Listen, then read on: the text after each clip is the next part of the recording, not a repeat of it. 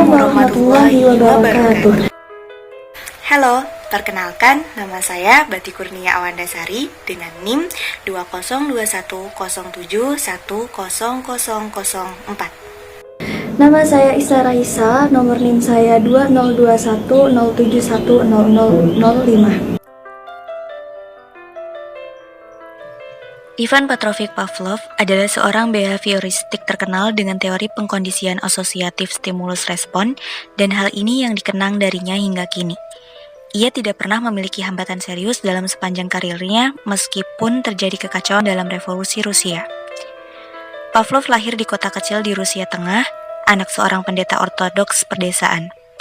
Pada awalnya ia berniat mengikuti jejak ayahnya, namun mengurungkan dan pergi ke universitas di St. Petersburg untuk mengajar pada tahun 1870. Dari sinilah karir seorang Pavlov mulai berjalan hingga ia memimpin Institut Fisiologi Pavlovian di Akademi Ilmu Pengetahuan Rusia. Stimulus response theory or SR theory. This model shows that communication is a process of communication action. This means that this model assumes that verbal words, non-verbal cues, certain symbols will stimulate others to respond in a certain way. The theory of stimuli response, or better known as the theory of SOR, stimulus organism response, it is a classical model of communication that has been heavily influenced by psychological theory. In terms of object and material, both psychology and affective communication have the same object, namely humans. Man and his soul, which includes the components, attitudes, opinions, behavior, affective cognition, and cognition. This theory was born and started in the 1930s. Stimulus response, or more popularly as the SR model, explains the influence that occurs on the receiver as a result of communication. According to this model, the impact or influence that occurs on the recipient basically creates a certain reaction and a certain stimulus. Thus, the size of the influence and in what form the influence occurs depends on the content and presentation of the stimulus. Stimulus S, namely the message organism. O, in this case, the recipient, receiver, and response is the result or influence that occurs.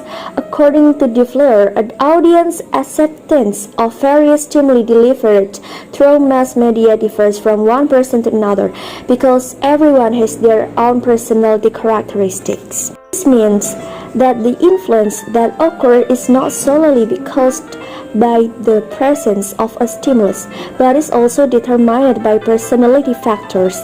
In other words, even though the message stimulus conveyed by the mass media is the same, the consequences that occur among the public are the same, will differ from one person to another.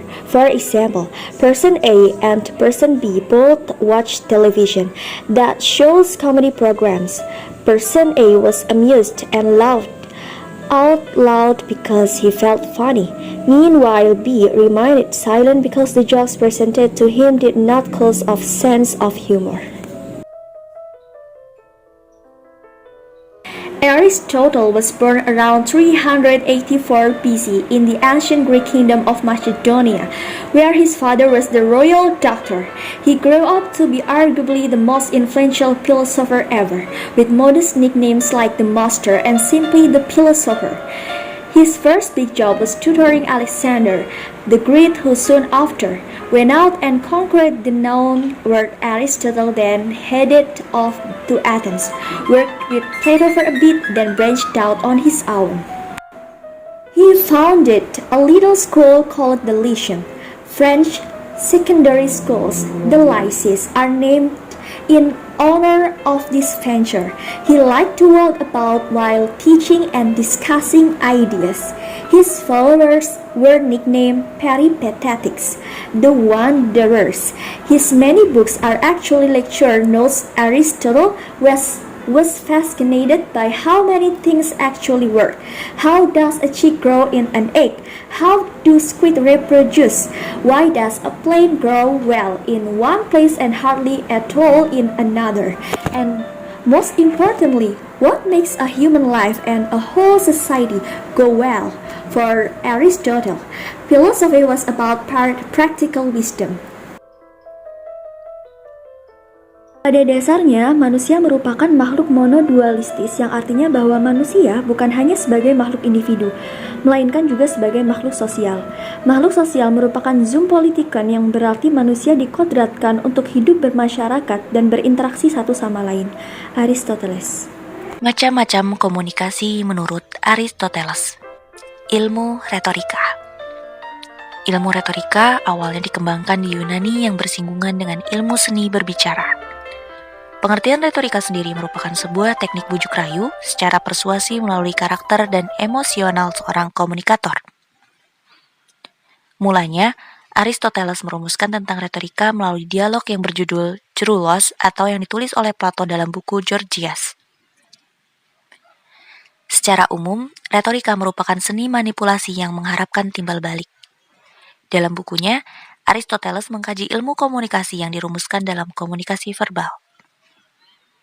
Di dalam buku tersebut, Aristoteles merumuskan bahwa komunikasi dapat berjalan karena adanya 3 unsur yang diantaranya pembicara atau speaker.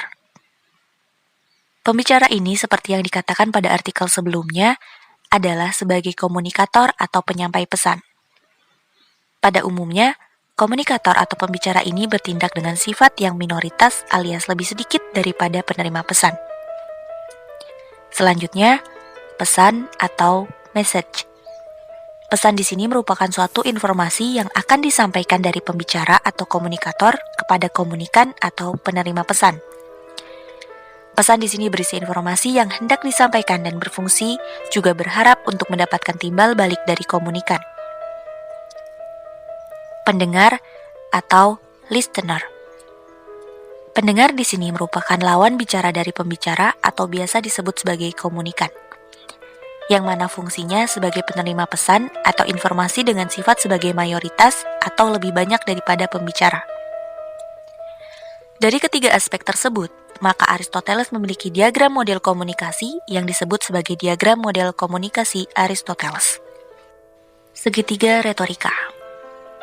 Segitiga retorika merupakan metode dalam penyusunan beberapa kalimat yang tepat yang bersifat persuasi. Nah, segitiga retorika ini diantaranya sebagai berikut. Pertama, etos.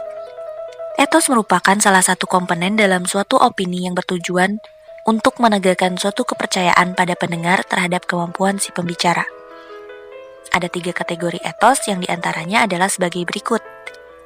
Pronesis, atau biasa disebut sebagai kemampuan dan kebijaksanaan pada si pembicara. Hal ini dapat dilihat dari kecerdasan seorang pembicara. Arate, atau biasa disebut sebagai kebaikan dan kehebatan pada si pembicara. Hal ini dapat dilihat dari kredibilitas dan reputasi seorang pembicara. Eunoia, atau biasa disebut sebagai niatan yang baik dari si pembicara. Hal ini dapat dilihat dari tujuan seorang pembicara ketika menyampaikan pesannya. Logos. Logos merupakan isi dari opini yang disampaikan. Isi dari opini haruslah menarik dan berdasarkan logika juga secara real agar dapat diterima oleh pendengar dan tidak terkesan dibuat-buat. Data dari opini tersebut haruslah akurat dengan bukti yang otentik. Patos. Patos merupakan sesuatu yang dijadikan sebagai daya tarik dari seorang komunikator. Daya tarik ini dapat berupa emosional dan isi dari opini atau pesan yang disampaikan. Penyampaian pesan inilah yang dapat menguatkan unsur persuasi pada suatu pesan, sehingga dapat dikatakan bahwa patos merupakan penentu dari isi pesan yang disampaikan komunikator. Sekian presentasi dari kelompok kami, banyak kurang dan salahnya kami mohon maaf. Wassalamualaikum warahmatullahi wabarakatuh.